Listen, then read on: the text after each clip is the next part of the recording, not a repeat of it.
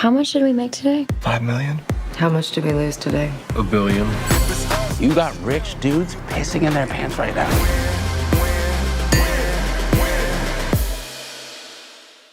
Scary things can also happen in real life. For example, when you take a look into the world of finance. Definitely.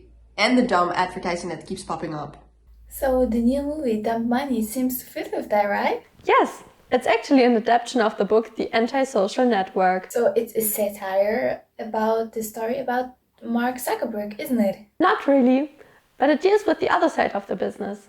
It's primarily about the nerd Roaring Kitty. And some amateur traders who buy shares in the struggling computer shop chain GameStop. Yes, and Keith, This is Roaring Kitty's real name. who streams everything on YouTube. Wearing outfits from Game of Thrones, etc. He's annoyed that his brother doesn't take him seriously and even considers his work nerdy garbage. Yes, however, his streams cause a stock hype on the market. Much more. They bring the big players down to their knees. Wow, sounds like a more than a Robin Hood story. It's funny that you say that, because a trading platform called Robinhood also plays a big role in the film. And who plays Roddy, Kitty and the others? Keith is portrayed by Paul Dano. Okay, then it must be good, because he's a great actor. I saw him last year in Fablemans. Yes, he also starred in The Suicide Squad 2 years ago.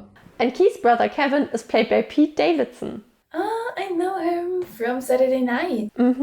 And Keith's fellows are played by Shailene Woodley. She actually plays Keith's wife. America Ferrera portrays Jennifer, a viewer of Keith's YouTube channel. Cool, I also saw her in Barbie. She was really great. I think she's doing really great in business right now. And Sebastian Stan plays the CEO of Robinhood, which is a financial technology services company. The Winter Soldier in another role, Yes, but Stan also played in I, Tonya, Logan Lucky, and The Martians. which are true. I must see the movies. And Talia Ryder plays the student Harmony. Oh, I saw her in West Side Story. Miala appears as Riri, a student and investor. You might know her from Buddies, Buddies, Buddies.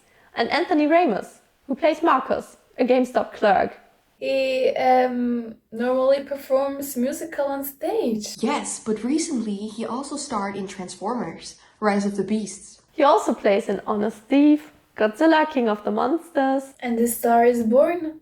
So he goes from action to romantic, and which are key opponents. One of them, Steve Cohen, who is still the owner of the New York Mets baseball team, is portrayed by Vincent D'Onofrio. He starred in Jurassic World and often plays the bad guy.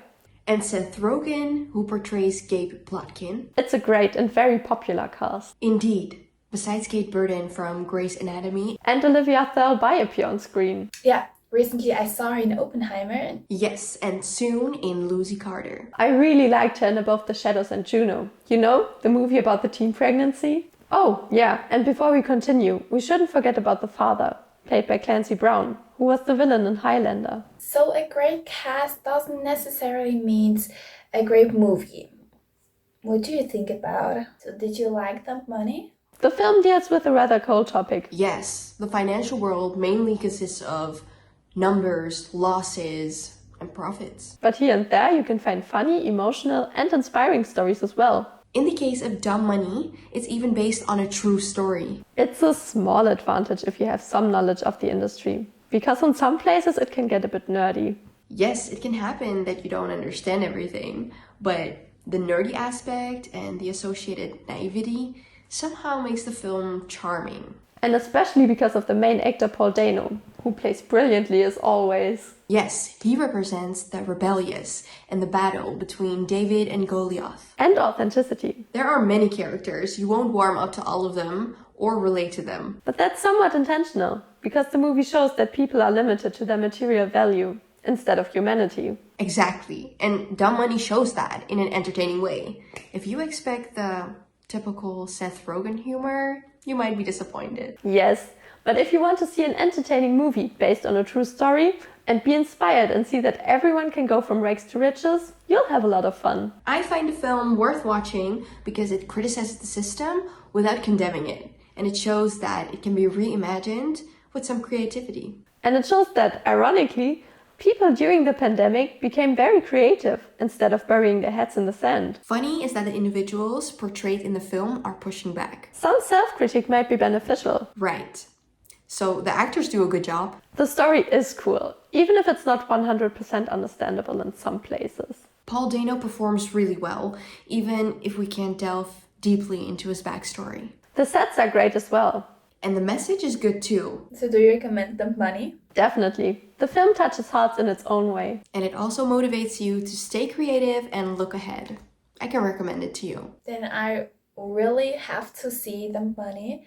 I'm going to watch it. Thank you so much for the chat. Thank you, guys. Of course. Let us know what you think when you watch it.